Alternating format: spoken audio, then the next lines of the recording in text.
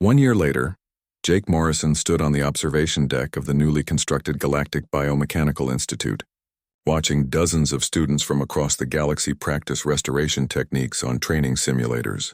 The institute had been Veltharian's idea, but it had quickly grown beyond anyone's initial vision to become the premier center for biomechanical education in known space.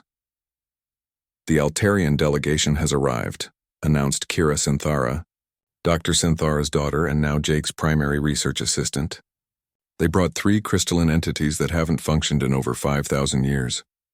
Jake nodded, still amazed at how word of their work had spread throughout the galaxy. Every week brought new requests for help with restoration projects that ranged from simple maintenance to seemingly impossible resurrections. The success with Veltharian had established Jake as the foremost expert in biomechanical restoration, but more importantly, it had proven that cooperation between different species could achieve remarkable results. "Schedule them for next month," Jake said. "I want to finish the Andromedan project first." The Andromedan project was their most ambitious undertaking yet, restoring an entire fleet of void swimmers that had been dormant for 3 millennia. The massive biomechanical creatures were essentially living starships, capable of traveling between galaxies under their own power. The Andromedans had lost the knowledge of how to maintain them, and their civilization had been trapped in their home galaxy ever since. "Any word from Veltharian?" Kira asked. Jake smiled. "He's somewhere in the Magellanic clouds, teaching the local species about gravitational field management. Last I heard, he'd taken on 12 apprentices and was planning to establish a branch campus there." Veltharian had become something of a celebrity throughout the galaxy, but more importantly, he had become a teacher and ambassador. The restored Drakemaw Predator traveled from world to world, sharing knowledge and helping to establish maintenance protocols for biomechanical entities everywhere. His unique combination of ancient wisdom and modern hybrid technology made him an ideal instructor for the new generation of biomechanical specialists. The institute itself was a marvel of multi-species cooperation. The main structure had been designed by Karathan architects, built with human engineering techniques, and powered by Altarian crystalline technology. The research laboratories incorporated technologies from dozens of different civilizations, creating an environment where previously impossible projects became routine. "Jake?" Zarathis approached from behind, carrying a datapad filled with the day's reports. She had become the Institute's director of operations, coordinating restoration projects across the galaxy. "The Terran Federation wants to discuss a possible partnership. Something about restoring Earth's whale populations with biomechanical enhancements." "Interesting," Jake mused. "That would be the first project working on purely biological entities rather than biomechanical hybrids. They think your restoration principles might be adaptable to genetic reconstruction," Zarathis explained. "They have DNA samples and detailed biological records, but they need help with the integration challenges." Jake had always known that his restoration methods would eventually be applied beyond biomechanical entities. The fundamental principles of system integration, gradual repair, and holistic care were universal concepts that could be adapted to almost any complex system. "Set up a meeting," Jake decided, "but make sure they understand that biological restoration is completely different from biomechanical work. We'll need to develop entirely new protocols." The success of the Institute had changed Jake's life in ways he never expected. He was no longer just a restoration foreman working on individual projects. He had become the leader of a galactic movement dedicated to preserving and restoring the technological heritage of countless civilizations. Universities from across known space sent their best students to train under his methods, and governments competed to host Institute research facilities. But perhaps the most significant change was in how different species viewed each other. Jake's success in integrating human technology with alien systems had inspired countless other collaborative projects. Trade agreements now routinely included technology-sharing provisions. Scientific research had become increasingly multi-species in nature. Even military alliances were being formed based on technological cooperation rather than traditional political considerations. "The afternoon seminar is about to begin," Kira reminded him. "Today's topic is Advanced Neural Interface Design for Non-Humanoid Species." Jake nodded and headed toward the main lecture hall.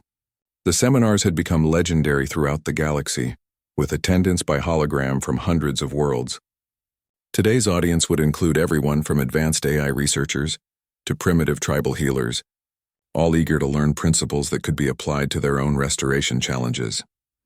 As Jake entered the lecture hall, he was greeted by enthusiastic applause from the diverse audience.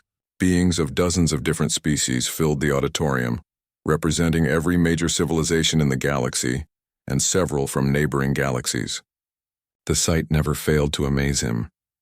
"Good afternoon, everyone," Jake began, his voice automatically translated into hundreds of different languages by the Institute's Universal Communication System. "Today we're going to discuss something that many of you have requested: how to design neural interfaces for species with completely different brain structures than our own." Jake's teaching style had evolved to accommodate his diverse audiences. He used practical demonstrations, real-world examples, and hands-on exercises that could be adapted to any species' particular needs. The goal wasn't to create identical solutions, but to teach principles that could be applied creatively to unique situations. "The key insight," Jake continued, "is that consciousness is universal, even when the physical structures that support it are completely different. A crystalline entity's quantum consciousness matrix and a biological creature's neural network may look nothing alike, but they serve the same fundamental purpose." He activated a holographic display showing neural interface designs from dozens of different species. "Your job as restoration specialists isn't to force alien systems to work like human systems, but to understand how those systems naturally function and enhance their existing capabilities." The lecture continued for 2 hours, with Jake fielding questions that ranged from basic maintenance techniques to advanced theoretical considerations. The diversity of the questions reflected the growing sophistication of the galactic restoration community. After the seminar, Jake returned to his office to find an unexpected visitor waiting for him. Veltharian's massive form filled the specially designed conference room, his bioluminescent patterns glowing with warm golden light. "Welcome back," Jake said, genuinely delighted to see his old friend. "How was the Magellanic tour?" Veltharian's response was a complex harmony that conveyed detailed information about his travels, the species he had encountered, and the restoration projects he had supervised. Through their neural link, Jake could sense the creature's deep satisfaction with his new role as teacher and ambassador. "Sounds like you've been busy," Jake said after interpreting the communication. "Any interesting challenges?" The next communication was more serious. Veltharian had encountered something in the Magellanic clouds that had disturbed him. Evidence of an ancient civilization that had created biomechanical entities of unprecedented sophistication, but had apparently destroyed themselves in the process. "The Forerunners," Jake mused, recognizing the description from archaeological reports. "We found traces of their technology throughout the galaxy, but never anything intact." Veltharian's patterns shifted to urgent orange and red as he communicated new information. He had found what appeared to be a Forerunner preservation facility, complete with dormant biomechanical entities that might still be restorable, but he had also detected signs that the facility's automated defenses were still active and extremely dangerous. "You want to mount a restoration expedition?" Jake interpreted.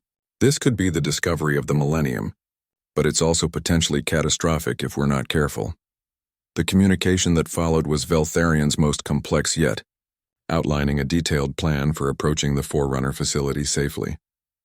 The creature had spent weeks analyzing the site and had developed strategies for bypassing the defense systems and accessing the dormant entities without triggering any automated responses.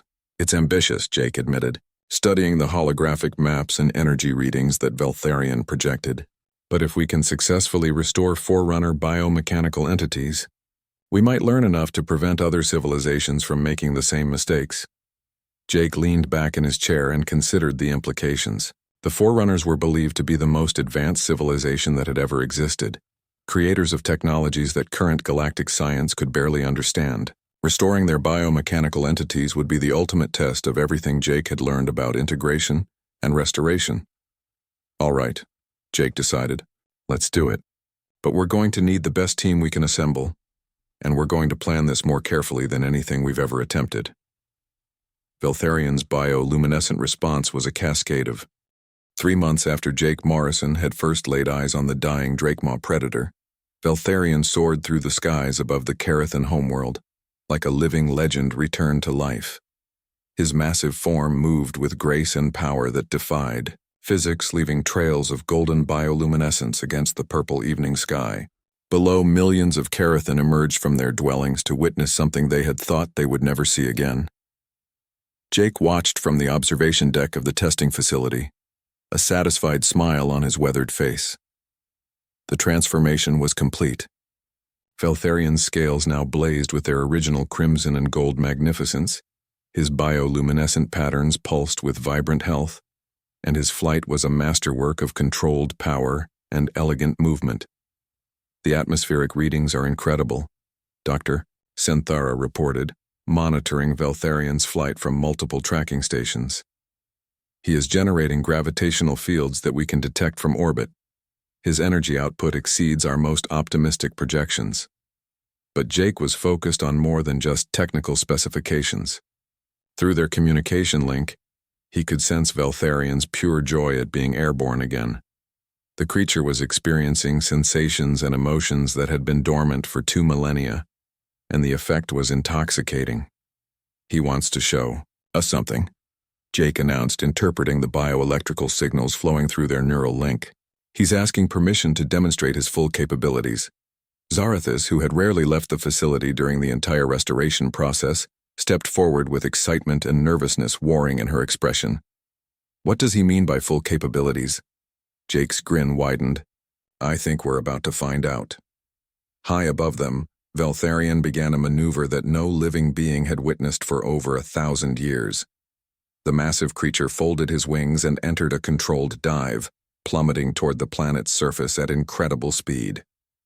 Just when it seemed he must crash, Veltharian's anti-grav systems engaged at maximum power, creating a gravitational shockwave that rippled through the atmosphere. The creature shot upward like a living missile, breaking through the cloud layer and continuing into the thin upper atmosphere. His bioluminescent patterns blazed so brightly that he became visible from space, a golden star moving against the backdrop of distant constellations. Impossible, Commander Vorthak breathed, watching the displays that tracked Veltharian's ascent. He has achieved escape velocity. A biological creature has achieved orbital flight under his own power. But Veltharian wasn't finished. From his position in orbit, the creature began a complex aerial ballet that demonstrated the full range of his restored abilities. He generated localized gravitational fields that allowed him to change direction instantly, created atmospheric disturbances that painted geometric patterns in the clouds below, and produced bioluminescent displays that could be seen from the surface of 3 different moons. This is why they were called the Guardians of the Homeworld, Zarathis said with awe. This is the power that protected our people for millennia. Jake felt a deep sense of satisfaction watching Veltharian's display. The creature wasn't just flying. He was celebrating, expressing 2,000 years of pent-up vitality and joy. Every maneuver was a testament to successful restoration. Every gravitational pulse a declaration that the Drakemaw predators had returned to the galaxy. After an hour of orbital acrobatics, Veltharian descended gracefully to the testing facility. His landing was so gentle that the monitoring equipment barely registered the impact, despite his massive size. The creature folded his wings and approached the observation deck where Jake and the others waited. The communication that followed was unlike anything they had experienced before. Veltharian's bioluminescent patterns formed complex geometric shapes, while his harmonics created layered melodies that seemed to tell entire stories. The message was so rich and detailed that it took Jake several minutes to interpret it fully. He says that his restoration is complete, Jake finally announced. But more than that, he says the experience has changed him. The combination of human and Karathan technologies has created capabilities that exceed his original design specifications. Dr. Senthara's scanners confirmed Jake's interpretation. The hybrid systems are operating at 130% of theoretical maximum efficiency.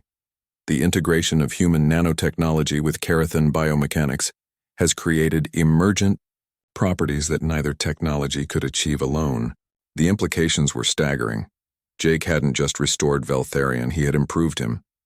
The creature was now more capable than any Drakemaw predator in history, equipped with self-repairing systems, enhanced sensory capabilities, and unprecedented flight performance.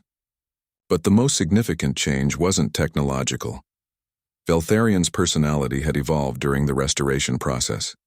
The creature had spent months in constant contact with beings from multiple species, learning about perspectives and experiences beyond traditional Carathan culture. He had become, in a very real sense, a citizen of the galaxy rather than just a guardian of one world. He wants to establish a school, Jake translated after another complex communication exchange. He wants to teach others how to care for and maintain biomechanical entities. He says the knowledge shouldn't be lost again. The idea was revolutionary. For millennia, Drakemaw maintenance had been a closely guarded secret passed down through specific family lines. But Veltharian was proposing to democratize that knowledge, to create a new generation of caretakers who could prevent future tragedies like his own near-death experience. The Carathan Council will need to approve such a proposal, Commander Vorthak said carefully. The traditional ways have served us for thousands of years. The traditional ways failed, Jake pointed out bluntly. If they had worked, Veltharian wouldn't have spent 2,000 years dying slowly. Maybe it's time for new approaches. Veltharian himself settled the debate with a display that left no room for argument. The creature demonstrated his teaching capabilities by projecting detailed holographic displays that showed his internal systems in real time. The projections were so clear and detailed that even non-specialists could understand the principles of biomechanical integration. Remarkable, Dr. Synthara murmured, studying the holographic anatomy lesson. He can share his knowledge directly, without the need for invasive scanning or dissection.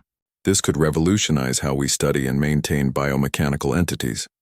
Over the following days, representatives from across the galaxy arrived to witness Veltharian's restoration and learn about Jake's methods. The success had implications far beyond just one creature. Jake had proven that human engineering principles could be successfully integrated with alien technologies, opening up possibilities for collaboration that no one had previously imagined. But perhaps the most important visitor was an elderly Carathan, female who arrived unannounced and asked to speak with Jake privately. She introduced herself as Zenthara, Zarathus's grandmother and the last person to have successfully maintained a Drakemaw predator through traditional methods. "I came to see the human who succeeded where I failed," she said, her ancient eyes bright with curiosity. "My granddaughter tells me you accomplished something impossible." Jake showed Zenthara through the facility, explaining his methods and demonstrating the hybrid technologies he had developed. The elderly Carathan listened carefully, asking perceptive questions and offering insights based on her own extensive experience. "You did not just fix what was broken," she finally said after examining all of Jake's work. "You created something entirely new. Veltharian is no longer simply a Drakemaw predator. He has become something unique in the galaxy." "Is that good or bad?" Jake asked, genuinely curious about her opinion. Zenthara looked at Veltharian, who was demonstrating a new maneuver for a group of visiting scientists. The creature's joy and vitality were obvious to anyone watching, and his eagerness to share his knowledge was infectious. "Change is necessary for growth," she said finally. "I think our people have been afraid of change for too long. Perhaps it took an outsider to show us that evolution is not something to fear, but something to embrace." That evening, as Jake watched Veltharian soar through the sunset sky in perfect freedom, he felt a deep sense of completion. The creature he had found dying in an ancient hangar had become a symbol of hope and renewal for an entire civilization. But Jake knew this was just the beginning. Veltharian's restoration had proven that with the right combination of knowledge, technology, and determination, even the most impossible problems could be solved. The principles Jake had developed would be applied to other biomechanical entities, other restoration projects, other seemingly hopeless situations. The galaxy was full of broken things waiting to be fixed, and Jake Morrison had just proven that a human with the right tools and enough stubborn determination could fix almost anything. 2 months into the restoration, the hangar had to be expanded twice to accommodate all the equipment and personnel involved in the project. What had started as one human's attempt to help a dying creature had evolved into the largest biomechanical restoration effort in galactic history. Scientists from dozens of species had joined the team, all eager to learn from Jake's revolutionary methods. Veltharion was now fully conscious and actively participating in his own recovery. The massive creature had developed a complex communication system with Jake that went far beyond their original bioelectrical exchanges. Through a combination of bioluminescent patterns, harmonic vocalizations, and subtle movements, Veltharion could express detailed concepts and emotions. "He wants to know why you helped him," Zarathis translated after a particularly intricate exchange between Jake and the creature. She had been learning the communication system herself, desperate to reconnect with her family's guardian. Jake paused in his work on Veltharion's wing mechanisms and considered the question seriously. "Tell him that where I come from, we believe that anything worth doing is worth doing right. And taking care of living beings is always worth doing." Veltharion's response was a complex pattern of golden lights that rippled along his entire body, accompanied by a low harmonic that resonated through the hangar's structure. Even without understanding the specifics, everyone present could sense the emotion behind the communication. "Gratitude," Dr. Synthara said softly. "He is expressing deep gratitude, but also something else. Respect, perhaps, or recognition of kinship." Jake had entered the most challenging phase of the restoration, rebuilding Veltharion's flight systems. The wings themselves were relatively intact, but the complex network of biomechanical interfaces that controlled them had degraded severely. Jake needed to essentially rewire the creature's entire motor control system, while maintaining the delicate balance between biological and technological components. "Flight isn't just about moving wings," Jake explained to the assembled team. "For a creature this size, it requires precise coordination of hundreds of systems. Anti-grav generators, atmospheric processors, inertial dampeners, navigation computers. They all have to work together perfectly, or he'll fall out of the sky like a rock." The work required Jake to essentially become a hybrid biomechanical engineer. He studied Carathan gravitational technology, learned the principles of atmospheric manipulation, and mastered quantum field generators that operated on principles human science barely understood. But Jake approached each new challenge with the same methodical determination he had shown from the beginning. "Humans are remarkably adaptable learners," observed Dr. Kenthara, a quantum physicist who had joined the project specifically to study Jake's work. "Their cognitive patterns seem optimized for rapid skill acquisition and cross-disciplinary synthesis." Jake's approach to flight system restoration was typically unconventional. Instead of trying to repair the original systems, he designed entirely new interfaces based on human neural control technology. The new systems would be more intuitive for Veltharion to use and easier to maintain in the future. "Think of it as upgrading his operating system," Jake told Zarathis as he worked on installing the new interfaces. "The hardware is still original, but the software is going to be much more user-friendly." The first test of Veltharion's motor control was both terrifying and exhilarating. Jake had rigged up a safety harness system that would prevent the creature from injuring himself if something went wrong, but there was no way to eliminate all the risks. When Jake activated the new neural interfaces, Veltharion's entire body shuddered with newfound sensation. The creature's wings extended slowly, majestically, revealing their full impressive span for the first time in centuries. The hangar had been expanded to accommodate this moment, but even so, the wingtips nearly touched the walls on both sides. Bioluminescent patterns flowed along the wing membranes in waves of crimson and gold, and the sight took everyone's breath away. "Motor control is good," Dr. Synthara reported, monitoring the neural pathways. "All primary systems are responding normally." Veltharion began to test his movements, flexing muscles that hadn't been used in millennia. His head turned from side to side, his tail coiled and uncoiled, and his clawed feet grasped at the air. It was clear that the creature was experiencing the joy of movement after centuries of paralysis. But Jake wasn't satisfied with just motor control. The next phase was testing the anti-grav systems that would allow Veltharion to actually achieve flight. This required moving the entire operation to a specialized facility that could safely contain a fully active Drakemaw predator. The Carathan government had provided access to an ancient testing facility that had been built specifically for Drakemaw training. The massive chamber was large, enough to accommodate full flight tests, and was equipped with safety systems designed to handle creatures of Veltharion's size and power.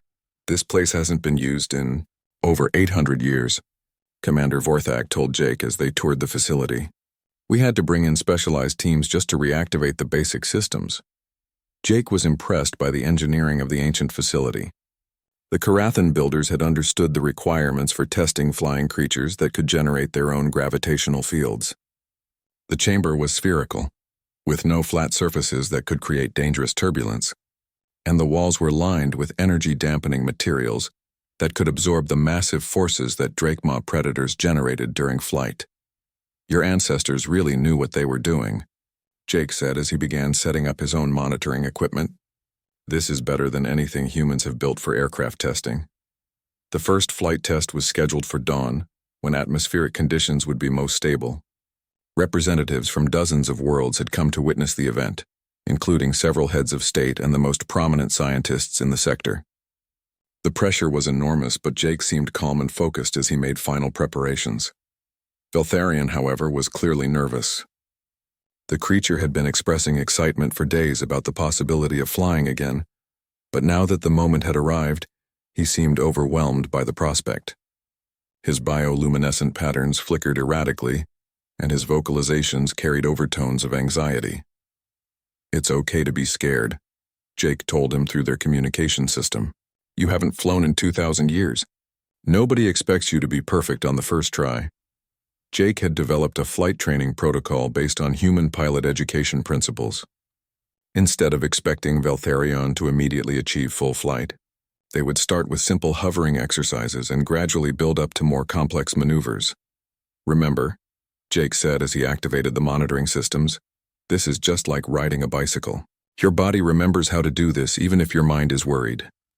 The moment when Veltharion first lifted off the ground was magical. The massive creature rose slowly, his anti-grav systems humming with barely contained power. His wings spread wide for balance, and his bioluminescent patterns blazed with golden light.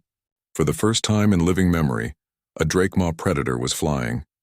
The hovering lasted only 30 seconds before Veltharion settled back to the ground, exhausted by the effort. But those 30 seconds changed everything.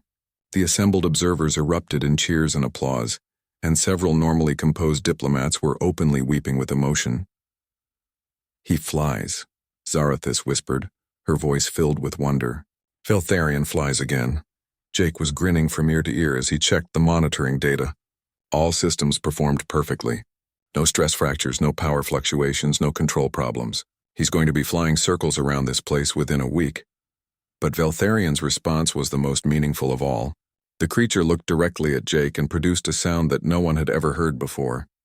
A harmonic composition that seemed to combine music, language, and pure emotion into something that transcended communication and became art.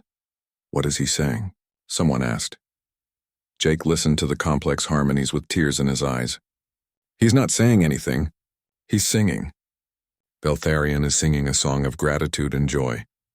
The ancient facility echoed with the creature's song, and for a brief moment, everyone present experienced something that most people never encounter in their entire lives: perfect beauty, expressed by a being who had been given back the gift of flight by the compassion and skill of an alien species. The galaxy would never be the same. 1 month into the restoration, disaster struck during what should have been a routine procedure. Jake was working on clearing a major bioneural blockage near Veltharion's primary processing center when something went wrong. The creature's entire body convulsed, and every monitoring device in the hangar began screaming alarms.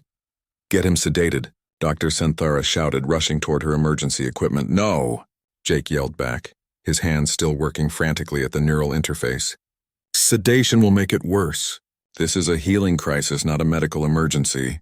Veltharion's massive body writhed, and his bioluminescent panels flashed erratically. Black fluid poured from several orifices, and his breathing became rapid and shallow. To everyone watching, it looked like the creature was dying. "You are killing him," Commander Vorthak accused, drawing his weapon. "Step away from the creature immediately." "I'm not stepping away," Jake said through gritted teeth, sweat pouring down his face as he worked. "This is exactly what I expected to happen. His systems are purging 2,000 years of accumulated toxins all at once." Zarathis felt her world collapsing around her. After seeing such progress, it seemed impossible that everything could go wrong so quickly. "Please," she begged Jake, "and if there is any chance you are incorrect." "There's always a chance," Jake admitted, never stopping his work. But look at the neural activity readings. His brain function isn't declining, it's spiking. This isn't system failure, it's system reboot. Dr. Senthara checked her scanners and gasped. He is correct. Brain activity is at levels we have not seen since we began monitoring. But the physical symptoms, are his body getting rid of everything that's been poisoning him? Jake finished. Think of it like a massive detox. It looks terrible, but it's actually healing. The convulsions continued for 6 terrifying hours. Jake never left Veltharian's side, constantly adjusting his treatment and providing what he called supportive care through the neural interfaces. He spoke continuously to the creature, offering encouragement and reassurance through their bioelectrical communication system. "That's it, big guy," Jake murmured, his voice hoarse from exhaustion. "Get all that garbage out of your system. I know it hurts, but you're doing great." Gradually, the violent symptoms began to subside. Veltharian's breathing became deeper and more regular. The chaotic flashing of his bioluminescent panels settled into steady rhythmic pulses. Most remarkably, the fluid he was expelling changed from black to clear, indicating that the worst of the contamination was being eliminated. When it was finally over, Veltharian lay still and peaceful, but somehow different. His scales had a luster that hadn't been there before, and his bioluminescent panels glowed with steady, healthy light. For the first time in anyone's memory, he looked like a sleeping creature rather than a dying one. "Incredible," Dr. Senthara whispered, studying her readings. "Every system shows improvement. Neural pathway conductivity has increased by 40%. Organ function is approaching normal ranges. How did you know this would happen?" Jake wiped his face with a dirty rag and managed a tired smile. "Experience with human detox protocols mostly. When our bodies are overwhelmed with toxins, sometimes the healing process looks worse than the original problem. I figured the same principles might apply to biomechanical systems." "You figured?" Commander Vorthak's voice was dangerously quiet. "You risked this creature's life on a guess." "I risked his life on calculated odds based on human medical experience," Jake corrected. "And it worked. Veltharian is now healthier than he's been in centuries." To prove his point, Jake placed his hand on Veltharian's snout and tapped out a communication sequence. The response was immediate and strong. Bioluminescent panels flashing in complex patterns that clearly indicated conscious thought. "He says the pain is gone," Jake translated with wonder in his voice. "For the first time in longer than he can remember, nothing hurts." The breakthrough changed everything. Word spread throughout the sector that the human had not only prevented Veltharian's death, but had actually reversed centuries of decline in a single day. Scientists, medical professionals, and government officials began arriving at the spaceport in increasing numbers, all wanting to observe Jake's methods. With the major neural blockages cleared, Jake moved into what he called the reconstruction phase. This involved rebuilding damaged biomechanical systems using a combination of human engineering and Carathin biotechnology. Jake's approach was to create hybrid solutions that took advantage of both technologies' strengths. "Your people build things to last forever," Jake explained to a gathering of Carathin engineers. "Humans build things to be easily repaired and upgraded. If we combine those philosophies, we can create systems that are both durable and maintainable." Jake's hybrid components were marvels of engineering. He used human nanotechnology to create self-cleaning neural pathways that would prevent future blockages. He designed biomechanical interfaces that could be easily accessed for maintenance without invasive surgery. Most impressively, he created what he called diagnostic jewelry, bioluminescent indicators that would change color to warn of developing problems before they became serious. "Preventive maintenance," Jake said as he installed the monitoring systems. "Instead of waiting for things to break, we'll know about problems early and fix them before they cause damage." The work was painstaking and technically demanding. Jake often worked for days on a single component, fabricating custom parts with tolerances measured in micrometers. He had to learn Carathin biochemistry, understand alien metallurgy, and master techniques that had been lost for millennia. But Jake wasn't working alone anymore. Dr. Senthara had become his primary assistant, eager to learn human engineering principles. Several younger Carathin engineers had also joined the project, fascinated by Jake's innovative approaches. Even some of the initial skeptics, including Commander Vorthak, had begun offering resources and support. "The human has accomplished something we thought impossible," the commander admitted to Zarathis during one of his visits. Perhaps there is wisdom in considering perspectives from outside our own species. The most significant breakthrough came when Jake successfully restored Veltharian's sensory systems. The creature had been essentially blind and deaf for centuries, cut off from the world around him. When Jake reactivated the optical and auditory interfaces, Veltharian's response was overwhelming. The massive creature's eyes opened for the first time in living memory, revealing pupils that glowed with inner fire. His head moved slowly, taking in the hangar, the assembled observers, and finally focusing on Jake with unmistakable intelligence and gratitude. "Hello, Veltharian," Jake said softly, placing both hands on the creature's snout. "Welcome back to the world." Veltharian's response was a deep, harmonic sound that resonated through the hangar, not a roar of pain or distress, but something that might have been a purr. Bioluminescent patterns cascaded along his entire body in waves of gold and crimson, and for a moment, everyone present could see the magnificent creature he had once been. "Beautiful," Zarathus whispered, tears streaming down her scaled cheeks. "He is so beautiful." Jake smiled and continued his gentle contact with the creature. "He's not done yet. This is just the beginning. Once we get his motor functions fully restored, he's going to be able to do things that will amaze everyone." "Such as?" Dr. Synthara asked, her scanner detecting energy levels that were climbing toward normal ranges. Jake's grin widened. "Such as flying. Veltharian is going to fly again, and when he does, the whole galaxy is going to remember why Drakemaw predators are legends." The hangar fell silent as everyone absorbed the implications of that statement. A fully restored Drakemaw predator hadn't been seen in over 1,000 years. Most people had begun to think of them as myths rather than reality. But looking at Veltharian now, seeing the intelligence in his eyes and the growing strength in his movements, it was impossible to doubt Jake's confidence. The human had already accomplished the impossible. What was one more miracle? 2 weeks into the restoration process, the hangar had become the most popular attraction on the Carathan spaceport. Word had spread throughout the sector about the human who claimed he could revive a Drakemaw predator that had been dying for 2 millennia. Visitors came from distant worlds to observe Jake's unusual methods, and betting pools had started among the dock workers about whether the human would succeed or fail spectacularly. Jake seemed oblivious to the attention. He worked 18-hour days, stopping only when Zarathus forced him to eat or sleep. His approach was unlike anything the Carathan had ever seen. Where their specialists used precise, sterile procedures, Jake worked with his bare hands whenever possible. Where they relied on complex medical equipment, Jake often used simple tools that he had modified himself. "This is ridiculous," muttered Commander Vorthak, a high-ranking military officer who had come to witness what he called the human's folly.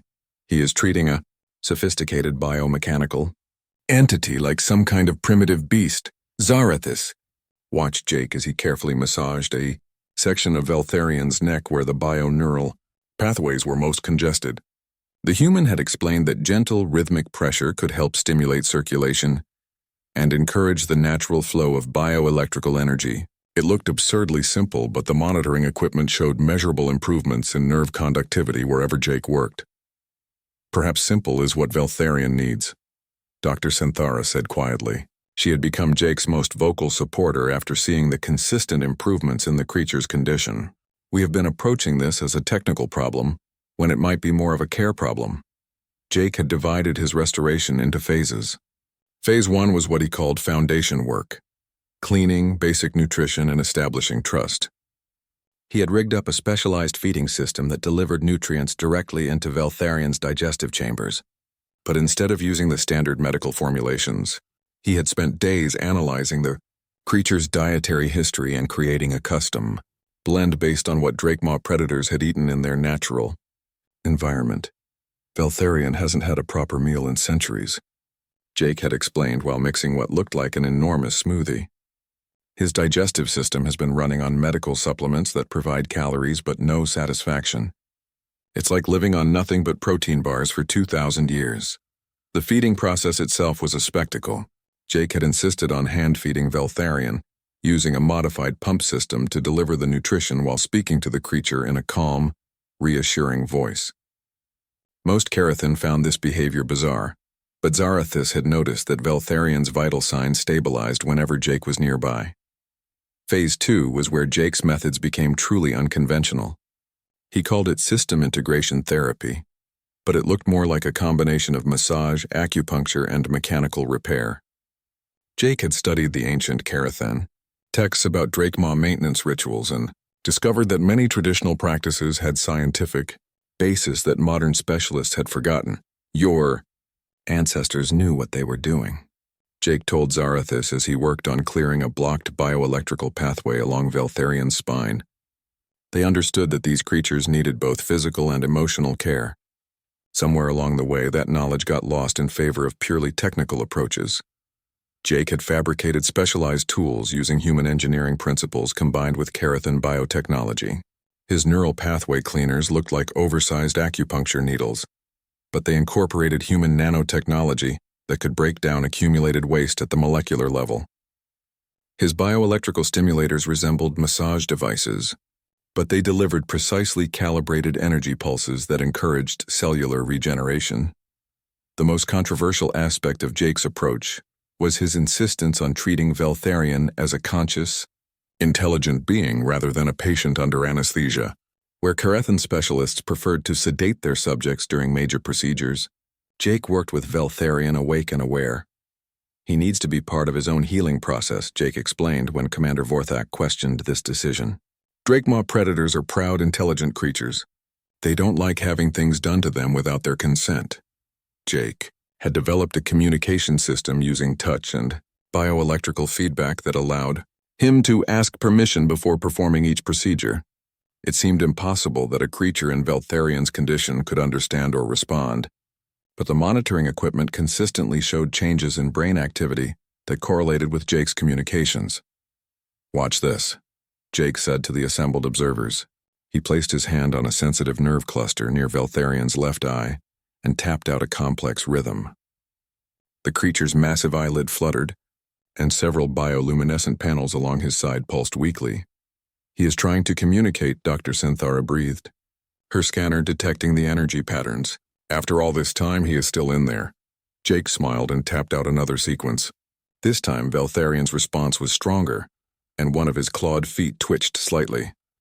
"He's telling me that the pressure in his left wing joint is uncomfortable," Jake translated.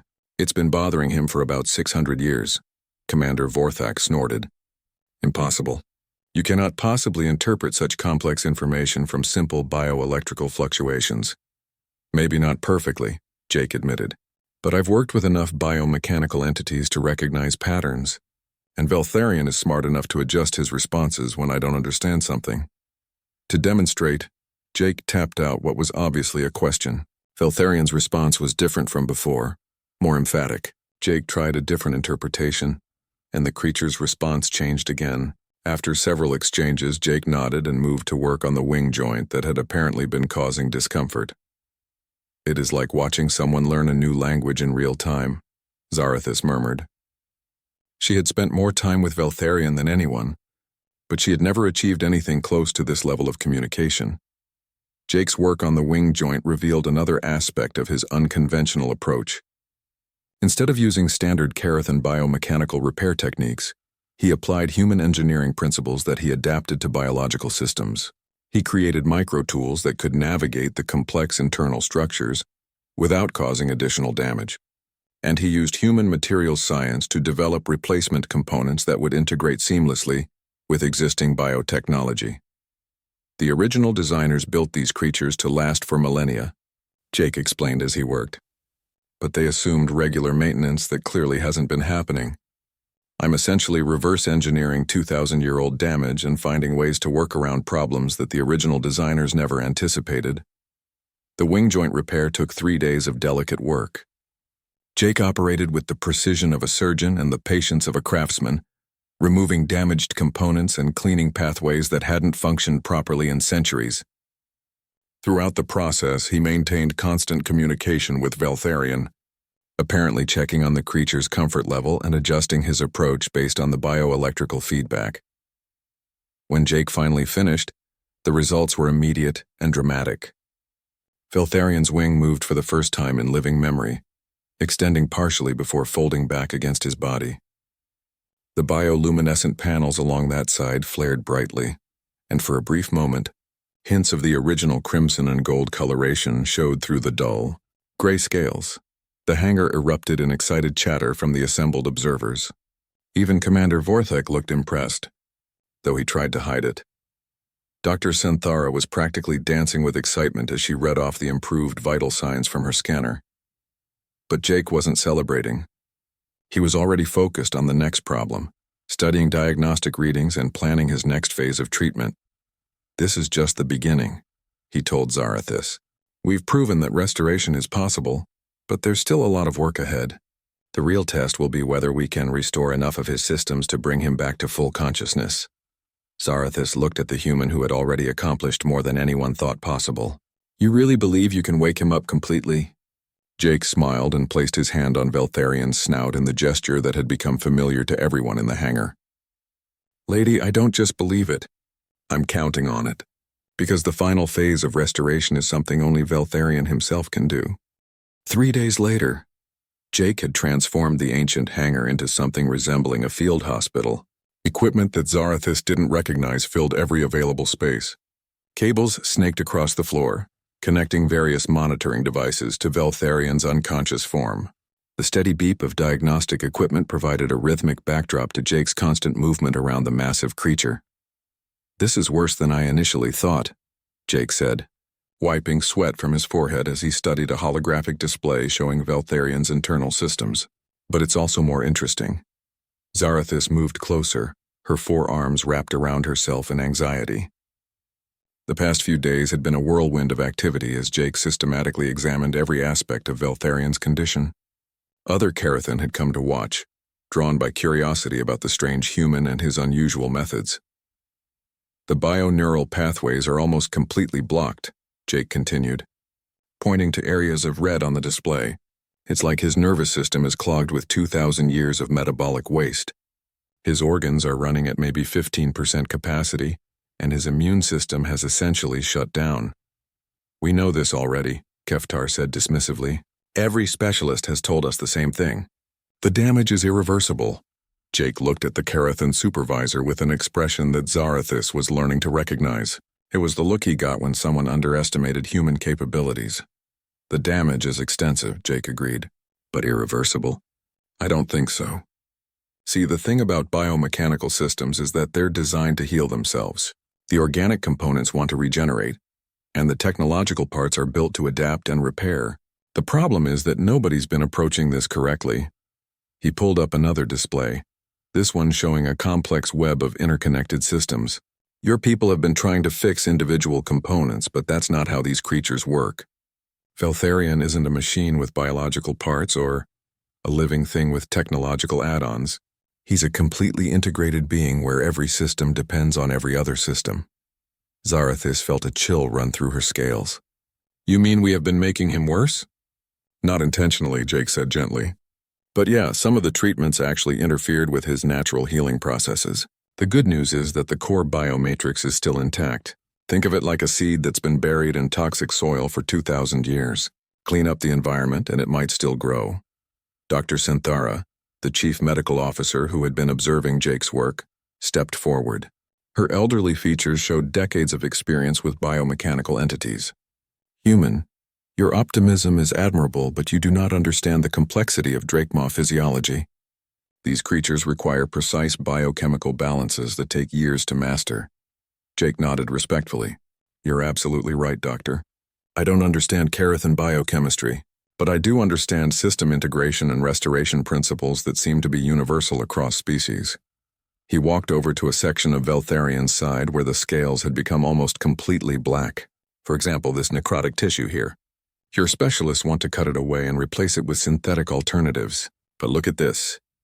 Jake pressed a small device against the dead-looking scales and the display showed a faint energy signature deep within the tissue. "There's still activity down at the cellular level. This tissue isn't dead, it's dormant. Cut it away, and you're removing pathways that could potentially regenerate." "Impossible," Dr. Synthara said, but her voice lacked conviction.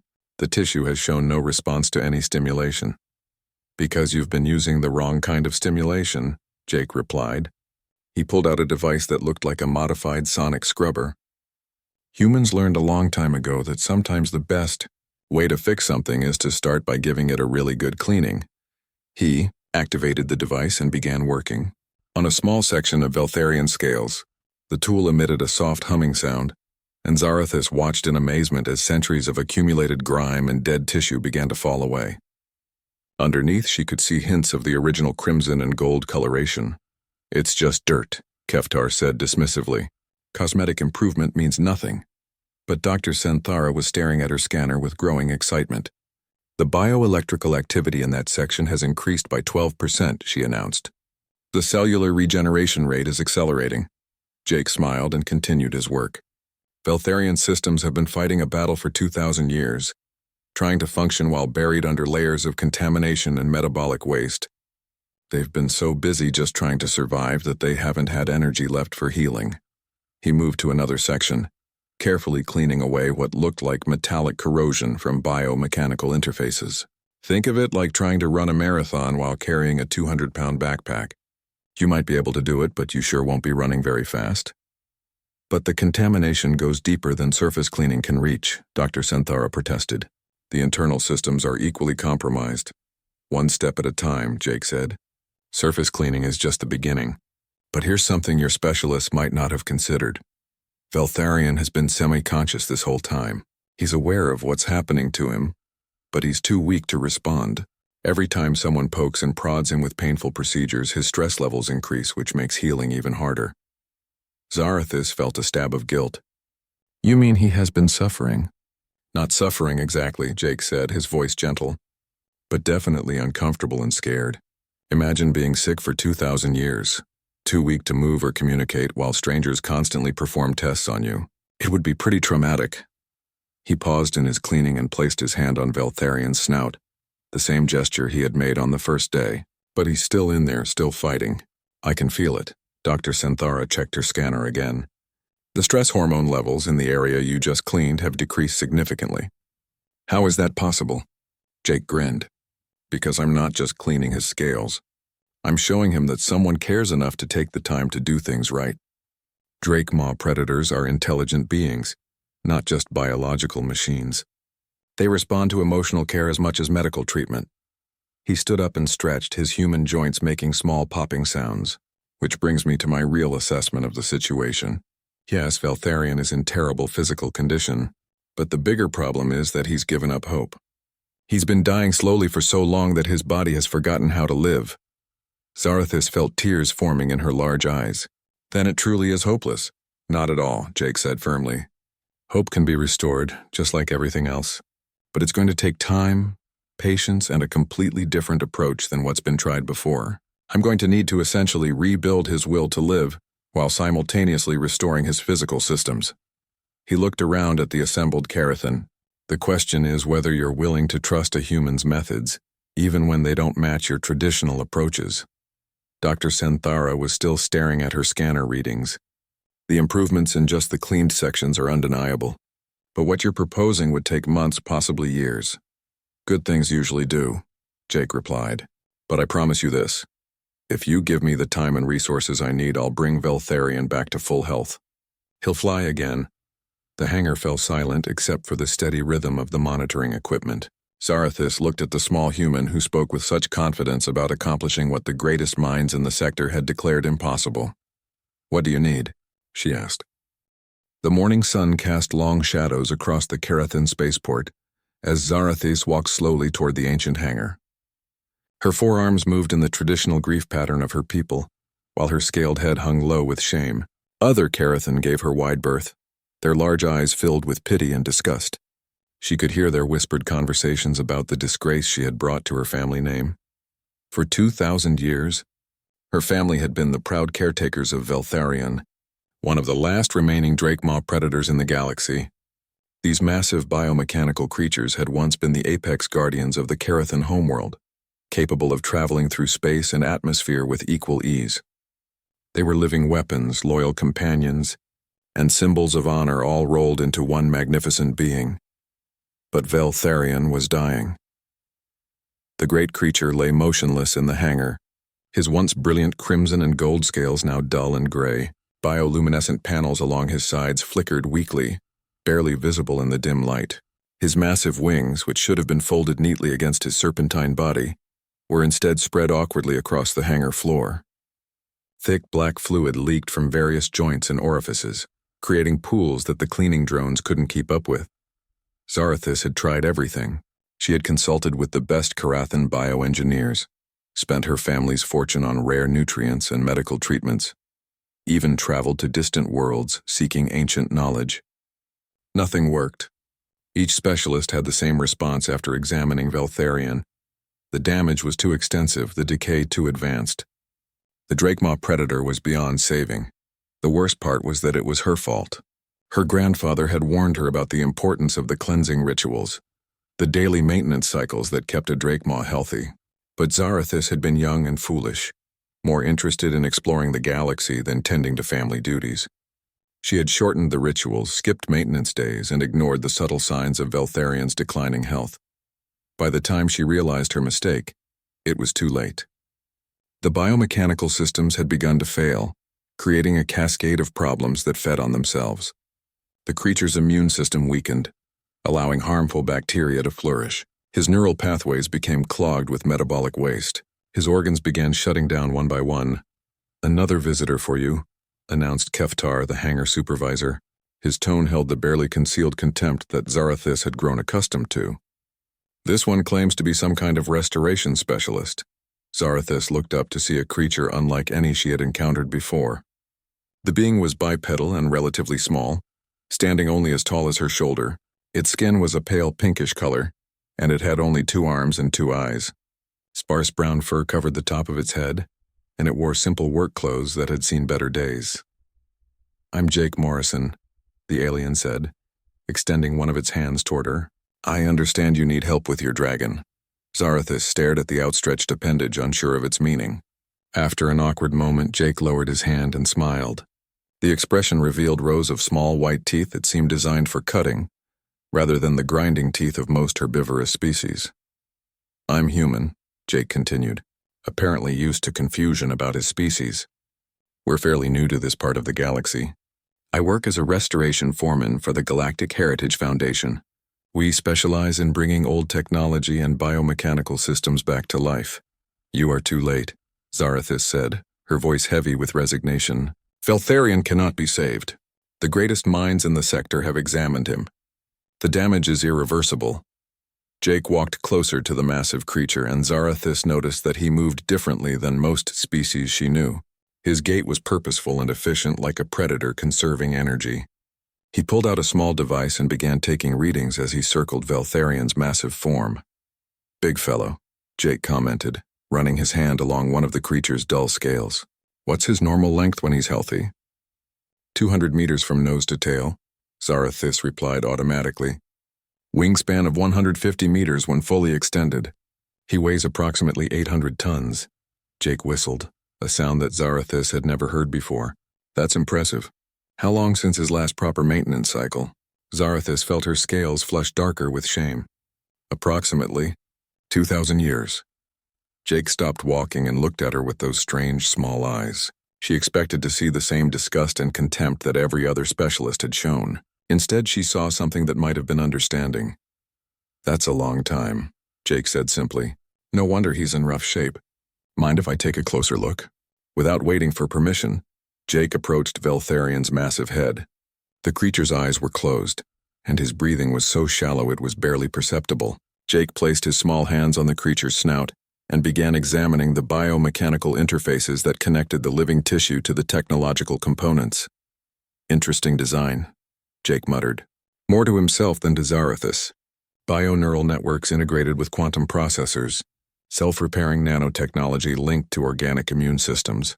Whoever built these things was a genius. Keftar snorted with derision. "If you think you can succeed where our best engineers have failed, you are either very brave or very stupid, human." Jake looked up at the Karathan supervisor and grinned. "Probably a bit of both. But I've seen systems in worse shape than this come back to life. The key is understanding that biomechanical entities aren't just machines you can fix with spare parts. They're living beings that need care, patience, and the right touch." He turned back to Zarathis. "I'll need access to your family's maintenance records. technical specifications, and a complete history of Veltharian symptoms. I'll also need your permission to perform some diagnostic procedures that might seem unconventional. Zarathis felt a flicker of something she hadn't experienced in months: hope. It was probably foolish, but there was something about this strange human that made her want to believe that maybe, just maybe, Veltharian could be saved. "You truly believe you can help him?" she asked. Jake was already pulling tools from his belt, strange implements that she didn't recognize. "Lady, I've brought dead starships back to life and restored ancient AI systems that hadn't functioned in millennia. Your dragon here might be in bad shape, but he's still breathing. That means there's hope." He looked up at her with those intense, predatory eyes. "The question is, are you ready to trust a human with your family's most precious treasure?"